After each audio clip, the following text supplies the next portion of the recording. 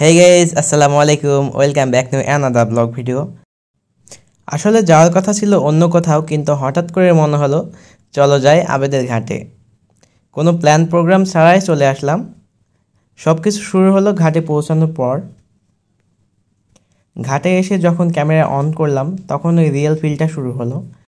ঘাটের মুখে একটা ছোট কাঠের ব্রিজ, একদম নদীর ওপরে। এপার থেকে ওপার মাত্র একটু দূরত্ব। বাইক পার করতে হলে এই একটি রাস্তা, সেজন্য 20 টাকা দিয়ে ভিতরে ঢুকে গেলাম। তো আজকের ভিডিওটা একটু অন্যরকম, কারণ হঠাৎ করে পরিকল্পনা করে চলে এসেছি আবেদের ঘাট। আর আজকে লোকজন আছে, কিন্তু গতকালকে চেয়ে বা তার আগের দিনের চেয়ে একটু কম। আর সেজন্য আমার জন্য আরও ভালো, কারণ আমার খুব একটা ভিড় বা ক্রাউড পছন্দ না। আর আবেদের ঘাট জায়গাটা মূলত আমাদের ওখান থেকে খুব কাছেই, বেশি দূর না, সেজন্য চলে আসলাম। এবার চলুন আপনাদের জায়গাটা ঘুরে দেখাই। গেট পার হয়ে যখন ভিতরে ঢুকলাম তখন চারপাশটা বেশ ফাঁকা। ভাবছিলাম ঈদের পঞ্চম দিন তেমন ভিড় থাকবে না বোধহয়, কিন্তু কিছুক্ষণ পরেই চিত্র বদলে যায়।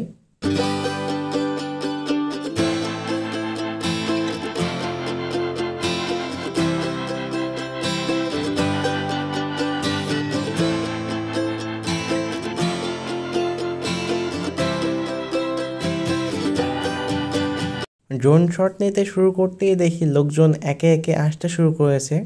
আসলে আমরা যখন পৌঁছাই তখন জায়গাটা শান্ত ছিল, আর এখন চারপাশটা জমে উঠেছে।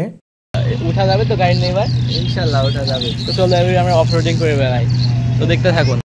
কিছু দূর যাওয়ার পর মনে হলো আর এগোনো যাবে না। সময় ও পরিস্থিতি দুটোই বলছিল এবার ফিরো। যাওয়ার চেষ্টা করেছিলাম, বাট আপনারা হয়তো দেখেছেন এত পরিমাণ বালু আর রাস্তা খারাপ যে সেখানে আমরা যেতে পারি নাই।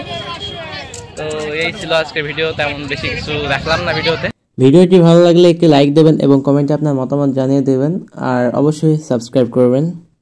তো দেখা হচ্ছে পরের অন্য কোনো ভিডিওতে।